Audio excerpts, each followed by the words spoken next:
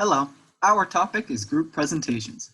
This presentation is brought to you by the Speaking Center at the University of Mary Washington. This presentation will cover the purpose and difficulties of group presentations, group work before presenting, and finally, what your group should do during the presentation. Professors often get students into groups so that we can practice our collaborating abilities. In today's world, it's important to be able to work well with other people. This, of course, is true in the job realm and outside of it. Group projects or group presentations take on a lot of different forms. Maybe the presentation is straightforward, but maybe it's more creative, and you're all supposed to design a skit together, or work as one side of a debate team, or something else. Whatever the assignment, group projects can be a great opportunity. But instead, they get kind of a bad rap. In fact, a lot of people hate group presentations and would much rather work on their own. Why? As you can see, a lot of it comes down to unequal division of labor.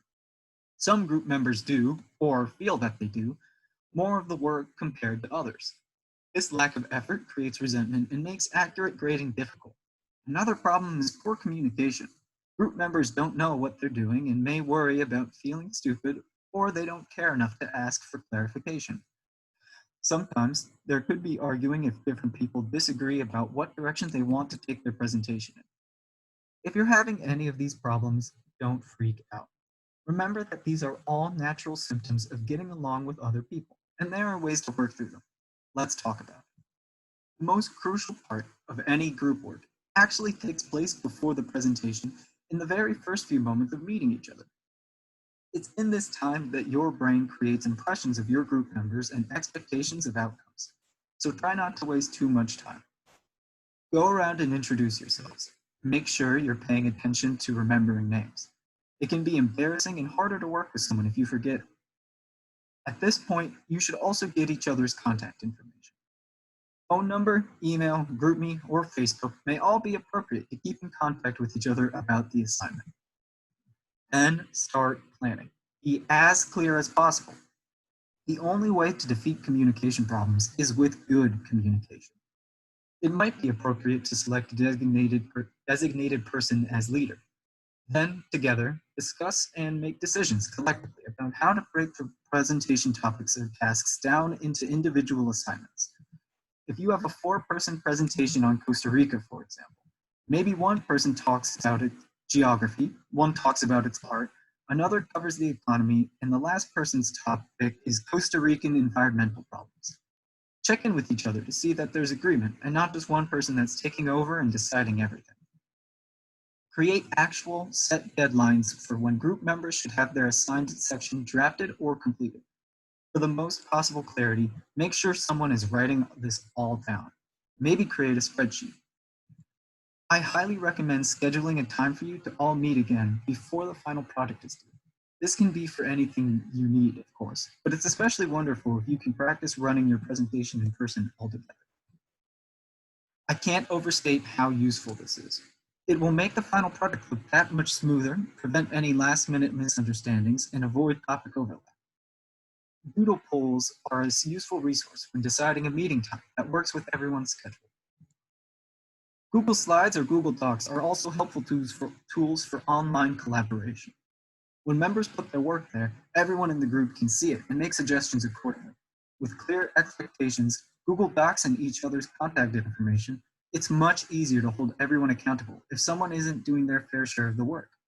And having all your work in the cloud means that you aren't reliant on one person to show up with the PowerPoint. Speaking of which, seriously, be prepared to present if one member is absent. Professors may not always make you, but in this day and age, there's no excuse for not having the necessary materials, no matter how many people are missing. Even if you're not using a Google slide or something like it, you can email the materials to your group members. You don't exactly need a full understudy for every person's part of the presentation. But look over other people's work to make sure you understand it reasonably well and are able to explain it in a pinch. If, for whatever reason, you are the one who can't make it to class the day of your presentation, be courteous and tell your classmates as soon as possible so they can prepare given your absence. Clearly, group presentations aren't always going to be ideal. As another example, maybe you are put together with someone you don't like. you have to try to power through it just for this presentation. Or maybe your group is always arguing. If you're at this point, set the presentation aside for it. Create some ground rules about how you all can work as a group. No interrupting each other, not putting down each other's ideas, etc. I know it might sound like kindergarten, but even adults can sometimes find it easy to overlook the most basic communication problems. Obviously, I hope that you all have fun together, but ultimately, these group members don't have to go on to become your best friends. For any disagreement about the directives of the presentation, refer back to the assignment guidelines. They are the ultimate impartial resource for any questions you have. If you guys have a lot of questions, or if your group situation is really bad and you've already tried to resolve it amongst yourselves, it might be wise to get your professor involved. They can help figure out whatever problem. Of course, most groups get by fine without these sorts of extreme difficulties. And if you've done the job of setting good expectations and communicating professionally, there shouldn't be any issues. Finally, there comes the time to present. We're assuming everyone has done their work and prepared adequately. But how do you turn all that great individual work into a cohesive group presentation? The number one thing that you can do to achieve an awesome group presentation is to have transitions between topics. This can be as simple as you saying something at the end of your section, introducing the next person. Something like, and now, Stock Brock is going to talk about the power of friendship. Transitions take any presentation from good to great, but such a small addition really makes your group presentation seem more practiced and seamless. In general, during a group presentation, don't be afraid to acknowledge your group members' existence when appropriate.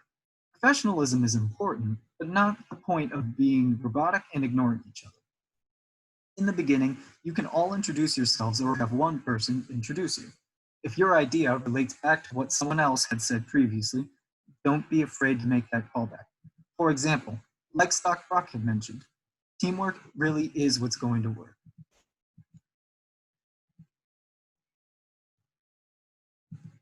Connecting the different ideas you're presenting about actually leads to greater learning.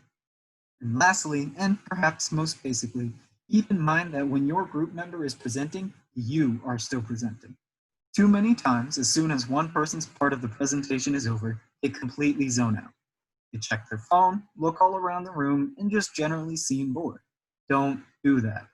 Even if you think this presentation is the most boring thing you've had to do in your life, turn toward your presenting group member and pretend to look along. It's interesting. Actively listen. Maybe nod along, and definitely don't check your phone. If everyone does this, and the other things mentioned throughout this video, your presentation will be a unified front, no matter what the topic. If you would like more information or have any questions, you are encouraged to contact the Speaking Center directly at spkc@umw.edu or bit.ly/umw.spkc. Thank you for watching. I'm Brian, a consultant at the Speaking Center. Be sure to leave a like and smash that subscribe button.